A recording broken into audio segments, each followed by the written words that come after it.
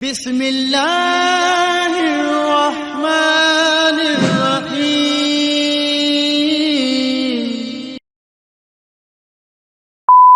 अगला क्वेश्चन जो व्यूवर्स है बहुत ही इंपॉर्टेंट क्वेश्चन है इंश्योरेंस का। ये तो बहुत ही एक लेटेस्ट टॉपिक है जिसमें उलमाओं की काफी राय में इख्तिलाफ है, मुख्तलिफ राय उलमाओं की है। क्योंकि टॉपिक बहुत ही ज्यादा नया है, क्योंकि इंश्योरेंस में आए दिन नई नई इंश्योरेंस की कैटेगरी निकलती है और फिर उसके बाद अलग अलग कंडीशन निकलती है इंश्योरेंस में। तीन जो मोटी मोटी कैटेगरी है उसमें आप बोल सकते हो, एक लाइफ इंश्योरेंस बनता है, एक जनरल इंश्योरेंस और हेल्थ इंश्योरेंस। तो ये इंश्योरेंस को समझने की कोशिश करते हैं मुफ्ती साहब के साथ। चलो शुरू करते हैं।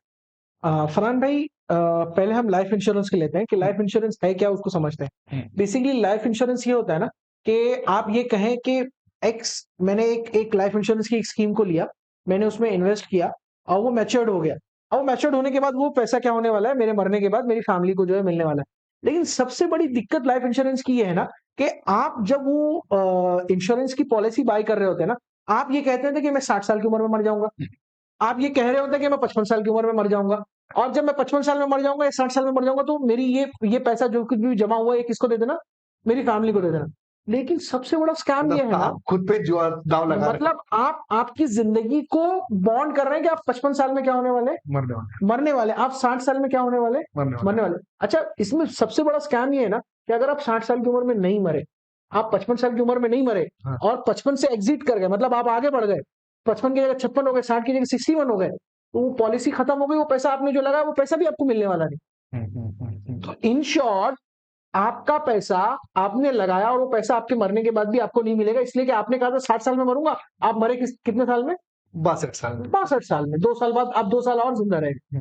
तो लाइफ इंश्योरेंस इसीलिए आपको नहीं करना चाहिए। नंबर 1 पॉइंट ये। नंबर 2, जो इस्लामिकली बहुत वैलिड पॉइंट है वो ये है कि लाइफ इंश्योरेंस उस वक्त किया जाता है कि आप ये समझे कि मेरे मरने के बाद मेरी फैमिली का क्या होगा। आप ये समझ के आप क्या कर रहे हैं, इंश्योरेंस करा। इंश्योरेंस पॉलिसी ले रहे हैं। जबकि अल्लाह ताला कुरान मजीद में कहता है कि हमने आपको भी रिस्क दिया, हम आपके औलाद को भी रिस्क देंगे, और आपके मरने के बाद भी आपकी फैमिली को कौन संभालने वाला है, अल्लाह संभालने वाला है। तो इसका सबसे बड़ा कनेक्शन इंश्योरेंस का, लाइफ इंश्योरेंस का कनेक्शन आपके ईमान से है। मतलब अगर आप ये समझते हैं कि मेरी फैमिली को खिलाने वाला मैं हूं, तो आप जो है लाइफ इंश्योरेंस की पॉलिसी लेंगे और लाइफ इंश्योरेंस में इन्वेस्ट करेंगे और ये कहेंगे मेरे मरने के बाद मैंने जो पैसा इन्वेस्ट किया था वो पैसा किसको मिल जाएगा, मेरी फैमिली को मिल जाएगा। मतलब आपको भरोसा किस पर नहीं है, अल्लाह पर भरोसा आपको नहीं है। अब अल्लाह पर आपका भरोसा नहीं है, इसका मतलब आपका ईमान कमजोर है, मुकम्मल ही नहीं है। और कमजोर ईमान के साथ आप मर गए तो आपके ईमान पर ही क्या लगेगा, क्वेश्चन मार्क लगेगा। हम यहाँ पर कोई डिसीजन नहीं ले सकते वो क्या हुआ क्या नहीं हुआ, वो डिसीजन का इख्तियार सिर्फ किसके पास है, अल्लाह के पास है। आपको ईमान ये रखना है कि जिस तरह अल्लाह ने मेरी हयाती में मेरे को भी खिलाया, मेरी फैमिली को भी खिलाया, वैसे मेरे मरने के बाद भी मेरी फैमिली को कौन संभालेगा, अल्लाह संभालेगा। तो लाइफ इंश्योरेंस तो इस केस में आपको किसी भी कंडीशन में आपको लेने की जरूरत नहीं है। तो इसमें ये भी एक रीजन बन सकता है, एक तो ये तो बहुत बड़ा रीजन है जो आपने दिया। एक ये भी बन सकता है कि हम इंश्योरेंस कंपनी में लगा रहे हैं, अगेन वो कहाँ इन्वेस्ट करते हैं हमको पता नहीं, एग्री, फिर वो सूद वूद उसमें आ जाएगा, तो एक तरीके से वो भी गलत हो जाता है। 100% एग्री, आपकी बात बिल्कुल सही है। नहीं, इस पे तो मैं बिल्कुल इत्तेफाक रखता हूँ, लाइफ इंश्योरेंस तो नहीं होना चाहिए।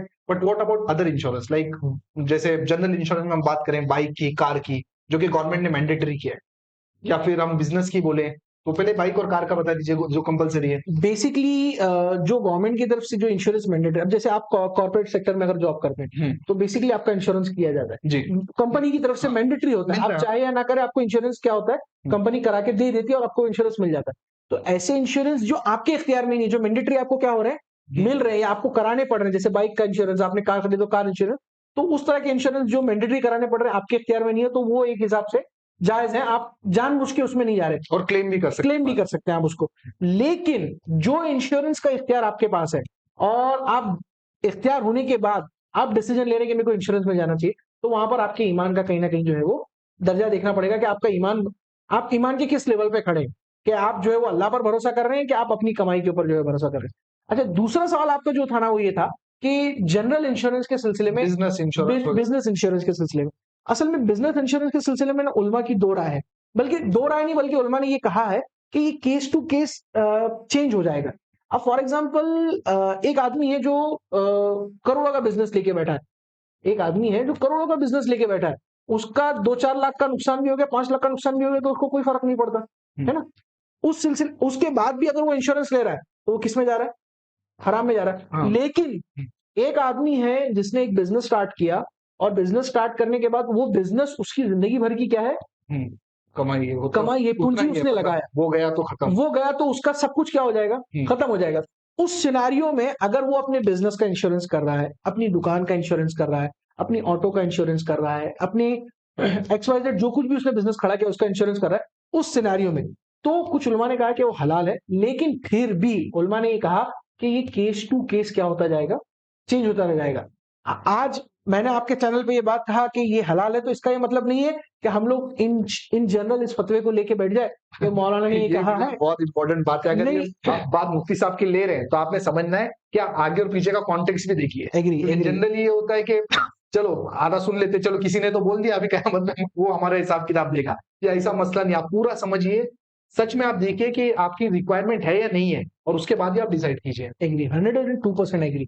अब सेम केस जो है वो हेल्थ इंश्योरेंस का भी है। अब फॉर एग्जांपल हेल्थ इंश्योरेंस में थोड़ी ज्यादा गुंजाइश है करने की, या फिर हेल्थ इंश्योरेंस भी सेम बिजनेस कैटेगरी में आ जाएगा? हेल्थ इंश्योरेंस भी सेम बिजनेस कैटेगरी में आ जाएगा। उसको भी आप ये समझ लीजिए कि एक फैमिली है जो वेल टू डू फैमिली है, बिजनेस भी अच्छा है, सब कुछ अच्छा है, इनकम भी अच्छी हो रही है, जबरदस्ती का हेल्थ इंश्योरेंस लेके बैठा है वो।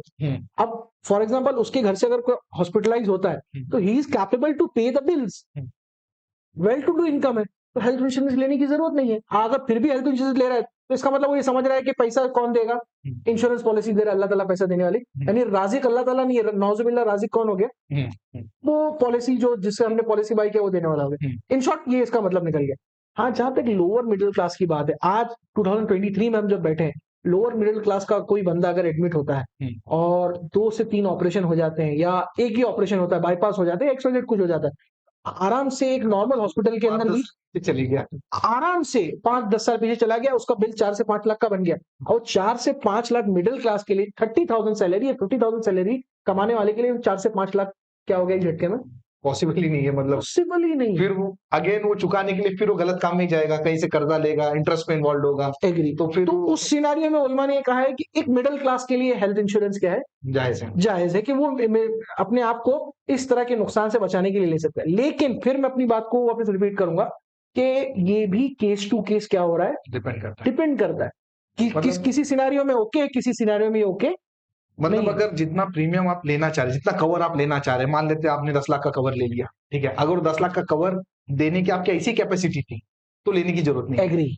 अगर वो आपने इसलिए लिया क्योंकि यार जरूरत पड़ गई, तो 10 लाख आप लाओगे कहां से? एग्री। तो वो केस में आप लेने की गुंजाइश है। एग्री। बट फिर मेरी भी ईमान के हिसाब से तो अवॉइड करें। हाँ, अब बेसिकली देखिए अल्लाह ताला ने इस्तरारी कैफियत, जिसको कुरान ने इस्तरारी कहा, इस्तरारी कैफियत में तो सूअर खाना भी क्या है, जायज है। आपको जो है वो खून हराम है ना, हमारी बॉडी से जो खून निकलता है वो क्या है, अल्लाह ताला ने हराम किया। लेकिन इस्तरारी कैफियत में जब आपके पास कुछ भी ना हो तो वो खून भी क्या किया अल्लाह ताला ने, बहावा खून भी आपके लिए क्या कर दिया, जायज कर दिया। तो जब इस्तरारी कैफियत आ जाए, डू एंड डाई की कैफियत आ जाए, तो बहुत सारी प्रोहिबिटेशन जो अल्लाह ताला ने लगाई, उन चीजों को अल्लाह ताला क्या करता है, बंदे की जान बचाने के लिए।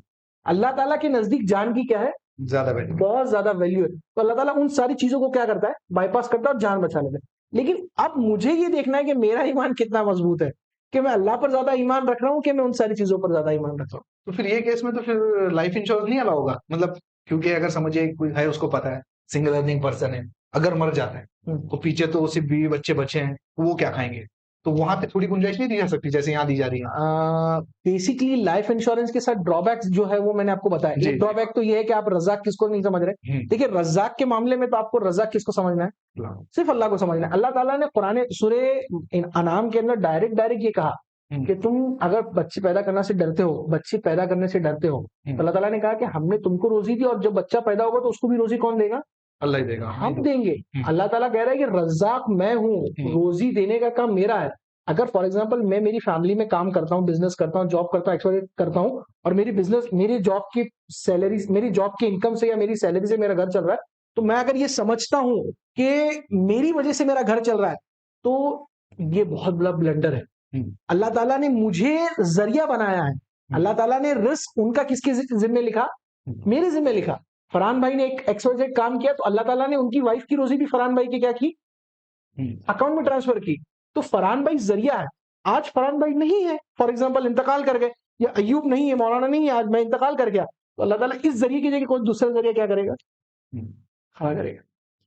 मतलब इन शॉर्ट लाइफ इंश्योरेंस लेना तो सीधा अल्लाह को चैलेंज करने जैसी बात हो गई एक मेरे तरीके से, मेरे मतलब उनके खिलाफ जाने जैसी बिल्कुल बिल्कुल मेरा मेरा अपना एंगल है कि लाइफ इंश्योरेंस आप डायरेक्ट आपके ईमान पर सवाल करता है कि आप रज़्ज़ाक लाइफ इंश्योरेंस कंपनी को समझ रहे हैं कि अल्लाह ताला तो को समझ वो केस में तो बिल्कुल गुंजाइश नहीं है। अलबत्ता बिजनेस में, हेल्थ में अगर जरूरत है तो case to case to case vary करता है, वेरी करता जो है। मत ले लीजिए ये तो समझिए जनरल फतवा नहीं है। नहीं है, बहुत क्लियरली कह रहे हैं।